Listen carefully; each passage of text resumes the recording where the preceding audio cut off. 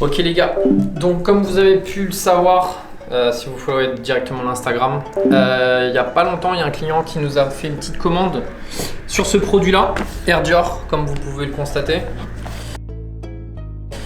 Et c'est sur la Low. On a eu une petite commande du coup sur la Low, un client qui la voulait pour un événement assez spécial. Et il nous a proposé du coup si on voulait la tourner, parce que vu que c'est pas une paire comme toutes les autres, il nous a proposé du coup si on voulait la tourner, pourquoi pas pour notre chaîne YouTube. Et donc on s'est dit, allez, let's go.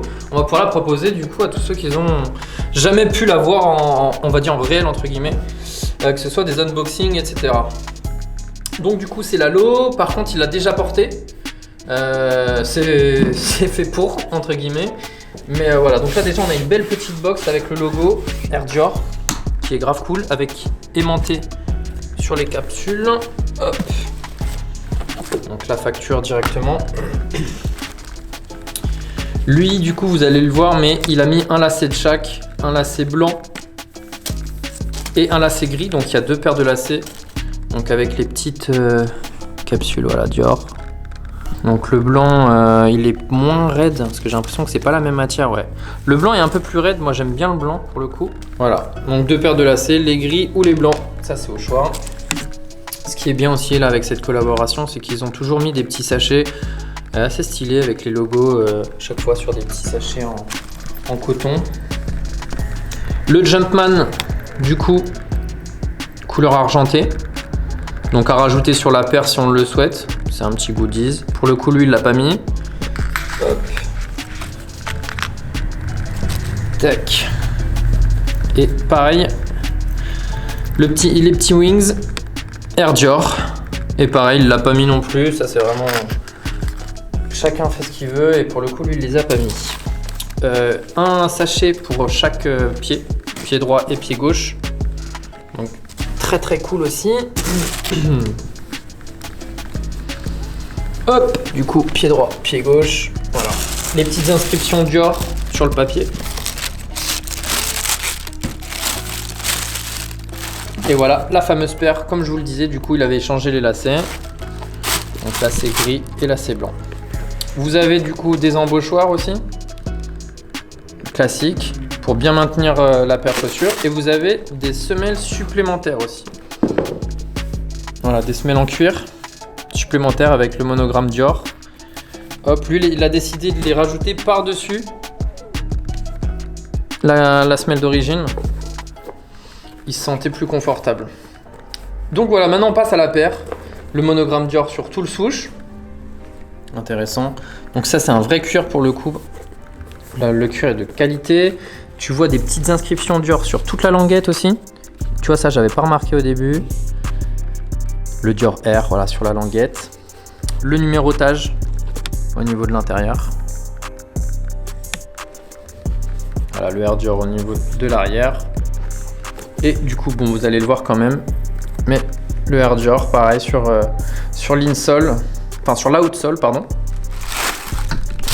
Et de l'autre, c'est le gros Dior.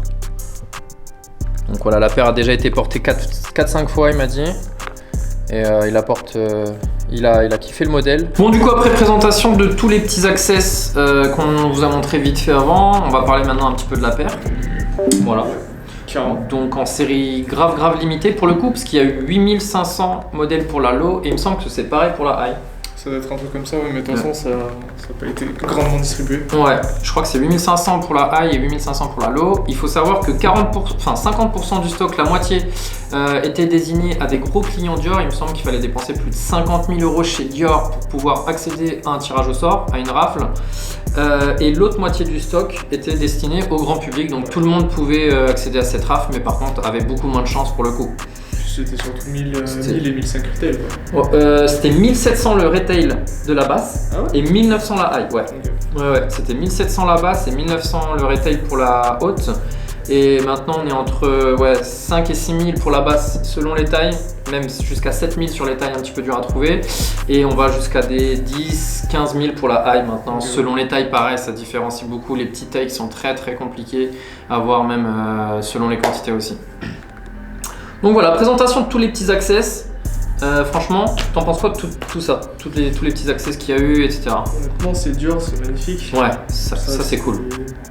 Le monogramme, tu sens tous les détails. Le cuir, c'est cuir d'Italie. Ouais, c'est un made in Italy. Du coup, ils ont utilisé les usines de Dior. C'est Kim Jones qui a designé le concept. Ouais, et ils ont réutilisé les usines. C'est chez Dior et en collaboration avec Nike, mais pour le coup, c'est dans les usines de Dior. Ouais. Donc du made in Italy, grave appréciable en même temps. Voilà, exactement, c'est ce que j'allais dire. Maintenant, est-ce que tu cliquerais? Non, à l'heure actuelle, parce que là vraiment je fais un prêt étudiant pour racheter la table. On va pas se mentir. Non, mais sans déconner, non, c'est trop rush. Et parce qu'attends, t'as deux prix, du coup t'as au prix resell et au prix retail. Imagine, t'aurais été tiré au sort. Franchement, je devrais lâcher. Honnêtement, franchement, tant qu'à me signer, je me signe. Les tirages, de toute façon, ils étaient tellement limités que pour avoir sa chance, c'était comme pas gagner au loto, mais quasiment en vrai de vrai. On va pas se mentir, voilà. Quand tu as le nombre d'exemplaires sortis, c'est un peu normal qu'il y ait si peu de chances de la COP. Ouais, quand tu vois que c'est numéroté sur 8500 pour les lots, tu sais que tu vas pas en avoir tous les coins de rue, tu vois. Ouais. Donc ça, pour le coup, c'est cool. Si tu peux en voir des mid ou des SB. ouais. Beaucoup de fake. C'est vrai qu'il y a énormément de fake. De toute façon, on le voit à chaque fois sur tous les modèles qui marchent de fou et qui cotent aussi beaucoup à la revente. Ouais, mais à chaque fois, tu verras énormément de fake et malheureusement, de toute façon, ça c'est pareil partout. Les gens, voilà. Donc il y a des fakes à 200, 300 euros. Vous pouvez fuir, les amis. C'est des contrefaçons. Pour avoir une authentique, il faut débourser entre 5 et 7 000 euros, comme on le disait tout à l'heure, selon la taille, pareil. Et ah oui, d'ailleurs, petite préférence pour la high, du coup, ou la basse. Pour l'instant, on a eu que la commande pour la basse. Ah, il est fort. La montante. Ouais. Ok. Tu vois, j'étais pas trop low, mais elle est magnifique. Ah ouais, non, mais bien porté au final. Alors la high, bien sûr, elle est magnifique. D'ailleurs, on a hâte un peu d'avoir une autre commande pour le coup sur la montante. Si vous êtes chaud, les amis, on vous trouve la montante sans problème aussi. Ça, il y aura pas de problème. Et qui est du coup le budget plus conséquent pour la montante. Ouais. Mais sans souci aussi, on pourra vous effectuer une commande sur ces produits-là, on est là pour ça. Et ouais. Petite préférence aussi pour la high, personnellement, mais je t'avoue que je retourne un peu ma veste sur les lows et... je suis totalement d'accord. Ouais, avant je portais pas beaucoup de lows en Jordan 1 low, etc. Mais tu vois, par exemple, ils ont sorti la petite Elephant la dernière fois. C'est une alternative. Ouais, exactement, c'est une très bonne alternative. Bon là, du coup, vous avez pas du tout les mêmes cuirs, pas du tout les mêmes finitions, pas du tout les mêmes tirages. Donc ça, c'est un beaucoup plus exemplaire. Mais on a une très bonne alternative pour le coup. C'est très similaire. Après. Voilà. Mais par contre, t'as pas toutes ces finitions là comme on le voyait. Mais d'un côté c'est dur et de l'autre c'est juste Nike. C'est Nike quoi, au final. C'est normal. Mais c'est cool d'avoir ce genre de petits produits. Et tu vois, j'ai essayé et pour le coup, j'aime de ouf. Tu vois. Donc, j'ai un peu retourné ma veste sur les lows. Moi qui portais énormément de high, que ce soit même au niveau des Blazers, même au niveau des Jordan.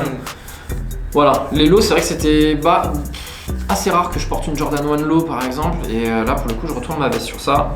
Et ouais, c'est plutôt cool. C'est une belle paire de display. Aussi, donc t'as deux façons, hein, voilà. Après il y en a même pour le coup, il y en a ça va être de l'investissement. Genre il y en a aujourd'hui, ils vont peut-être investir 4, 5, 6 000 euros sur cette paire là et ça se trouve l'année prochaine, ils pourront dégager encore un bénéfice. Ouais voilà, ça c'est vraiment une pièce, faut tenter. Ouais. Faut tenter. Parce que tu vois par exemple celle-là, au début, elle coûtait encore plus cher, limite, quasiment tu vois. À un moment où elle avait atteint un pic, elle a redescendu fort. Au début, elle avait tellement redescendu, et là, elle reprend légèrement. Est-ce que c'est l'été ? Aussi.